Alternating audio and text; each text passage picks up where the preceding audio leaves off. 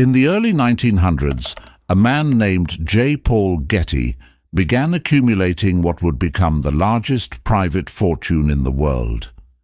He was known for two things: his extreme wealth and a payphone he installed in his mansion for guests to use.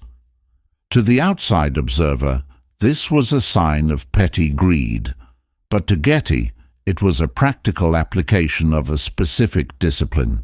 He often noted that the primary danger of having money is the loss of the ability to distinguish between a necessity and a whim.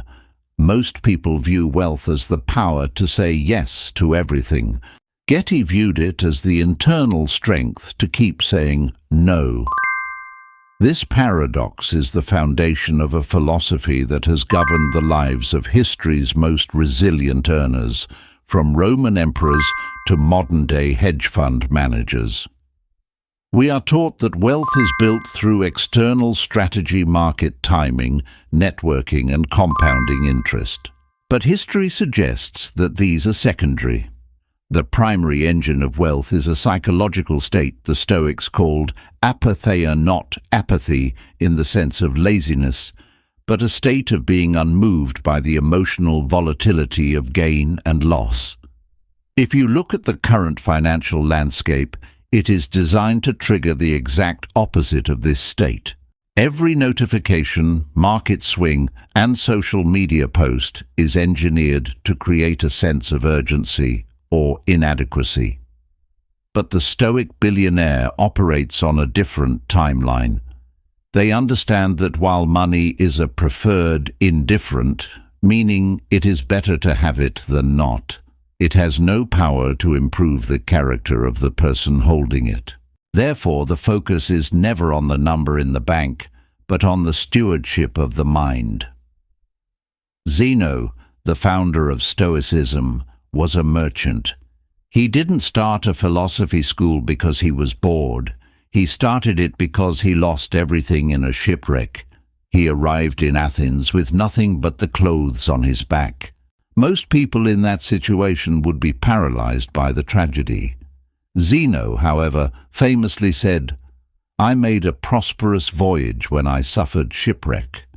He realized that the loss of his cargo had stripped away the distractions that prevented him from seeing how the world actually worked. He began to build a life based on the only thing a shipwreck couldn't take, his judgment.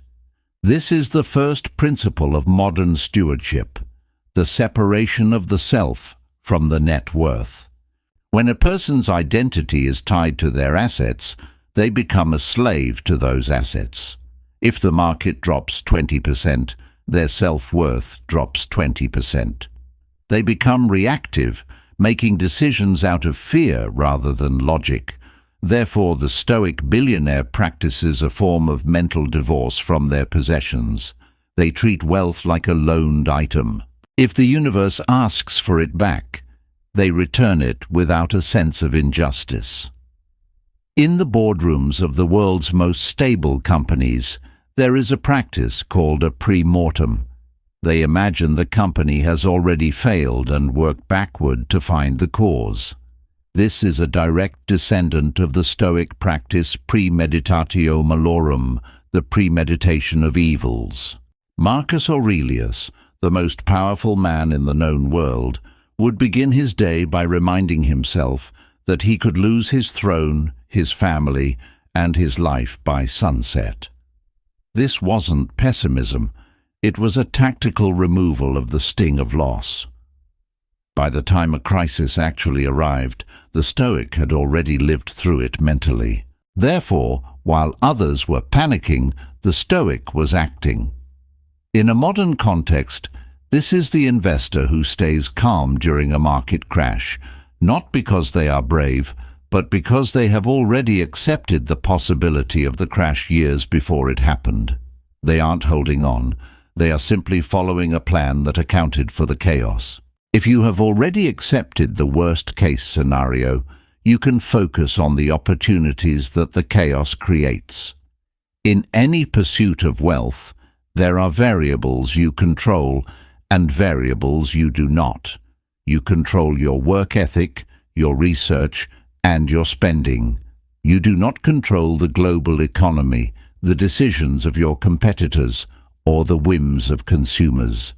Most people focus their emotional energy on the outcome, the billionaire status. The Stoic focuses exclusively on the process. Imagine an archer.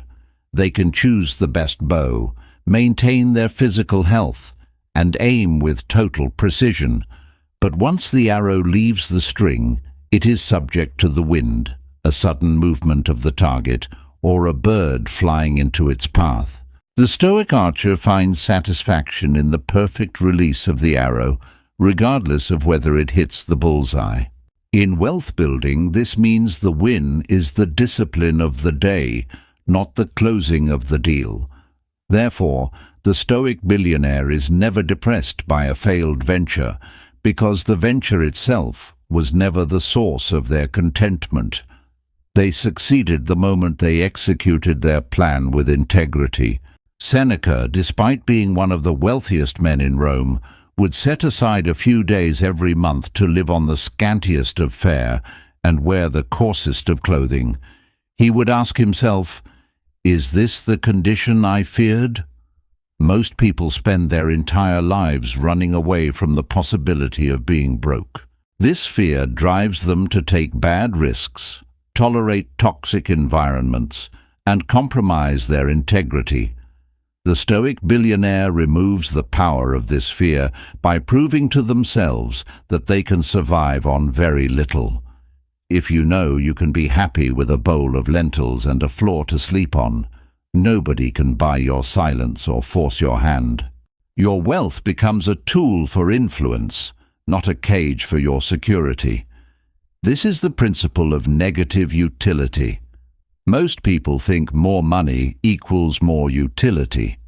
The Stoic realizes that past a certain point, more money creates negative utility, more things to manage, more things to lose, and more people trying to take them. By practicing poverty, you remain the master of your money rather than its servant. This leads to the most difficult principle for the modern world to grasp: the steward mindset.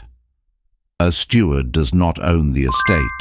They manage it for the benefit of a higher purpose. For the Stoic, that purpose is arete excellence, or virtue. Money is simply fuel for that excellence. It allows for the scaling of good ideas, the protection of the vulnerable, and the creation of beauty, but the moment the fuel becomes the god, the engine stalls. Wealth is a test of character, not a reward for it. It magnifies who you already are. If a person is anxious and insecure, $1 billion will only make them an anxious and insecure person with a larger spotlight. But if a person has mastered the art of being unmoved by external events, wealth becomes a powerful instrument of order in a chaotic world. Consider the Rothschild or Rockefeller models of multi-generational wealth. The reason these fortunes often crumble by the third generation is not lack of money, it is lack of philosophy. The first generation builds through Stoic discipline. The second generation manages through inherited habit. The third generation consumes through unbridled whim. Without the Stoic framework, the wealth becomes toxic. The Stoic billionaire understands that the ultimate dividend isn't paid in currency, but in ataraxia tranquility. How does this translate to actual market behavior? The Stoic billionaire is often the one buying when everyone else is selling, and selling when everyone else is buying. This isn't because they have a crystal ball. It's because they have removed the pleasure-pain cycle from their decision-making. In Stoicism, things are categorized into 3 buckets: good, bad, and indifferent. Virtue is the only good. Vice is the only bad. Everything else, health, reputation, and wealth, is indifferent. When you view money as indifferent, you don't get high during a bull market. Therefore, you don't feel the low during a bear market. You stay in the middle, looking at the data, while others are looking at their emotions. This emotional neutrality is the ultimate competitive advantage. In a room full of genius-level mathematicians, the one who wins is the one who isn't afraid. Fear makes you blind to data. Greed makes you see patterns that aren't there. The Stoic billionaire has deleted these filters. They see the world as it is, not as they want it to be.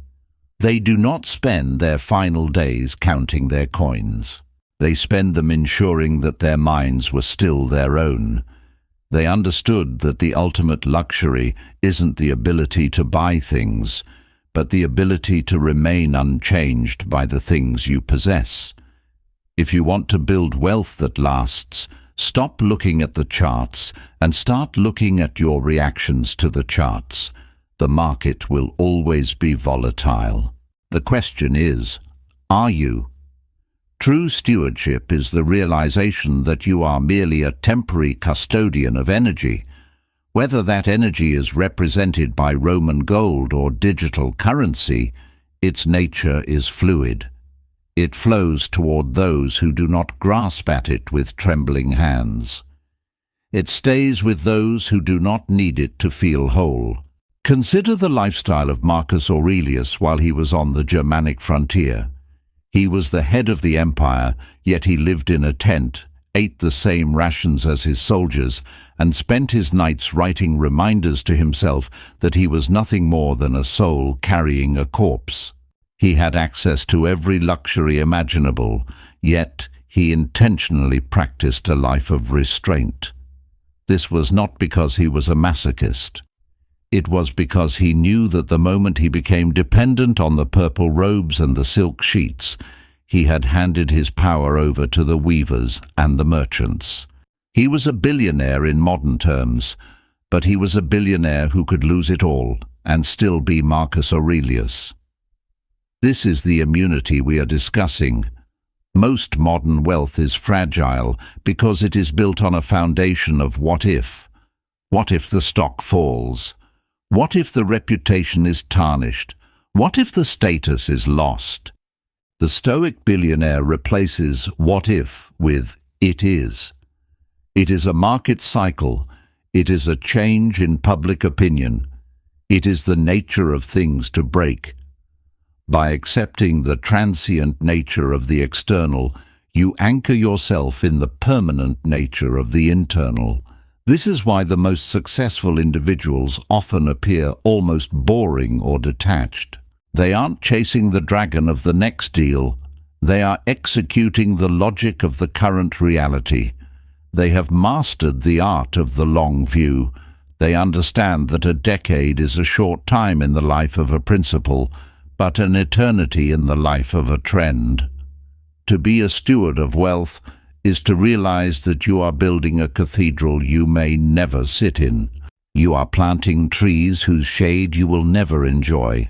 This is the final and most profound shift. When you stop trying to own the wealth and start trying to direct it toward virtue, the pressure of maintaining it vanishes. You are no longer defending your ego. You are facilitating an outcome. This lack of ego makes you a better negotiator, a better leader, and a better investor.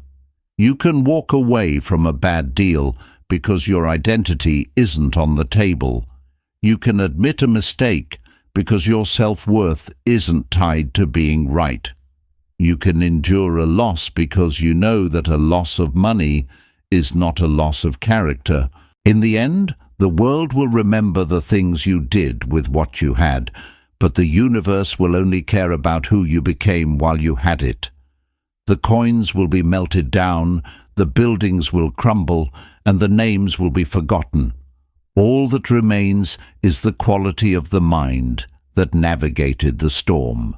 The Stoic billionaire knows that the bank account is a ledger, but the soul is the only true currency. The question isn't how much you can accumulate, but how much you could lose without losing yourself. Wealth is a tool, a test, and a responsibility. It is a vast ocean, and you are the captain of a small ship. The ocean will do what the ocean does. It will rise, it will fall, and it will occasionally destroy. You cannot control the ocean. You can only control the rudder. Mastery of the rudder is the only wealth that matters.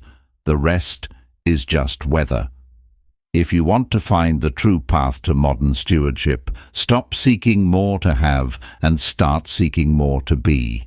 The billionaire who is a slave to their billion is poorer than the beggar who is a master of their mind. Choose which one you will be before you make your first dollar, or you will find that the dollar has made the choice for you. To achieve this state of mind, one must understand the concept of memento mori, the remembrance of death. While it sounds morbid, for the Stoic, it is the ultimate financial advisor.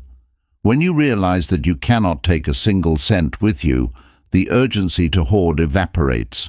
Instead, you are filled with an urgency to use.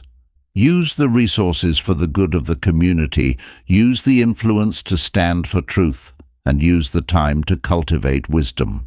This is the transition from a consumer to a contributor. A consumer is always hungry because their void is internal and they try to fill it with external things. A contributor is always full because their wealth is internal and it overflows into the external world. This overflow is what we call success. It is the natural consequence of a well-ordered mind. It is the legacy of the Stoic. The market will always have its seasons. There will be winters of scarcity and summers of abundance. The Stoic billionaire is like a deep-rooted oak tree that remains standing through both. They do not celebrate the leaves, and they do not mourn the frost.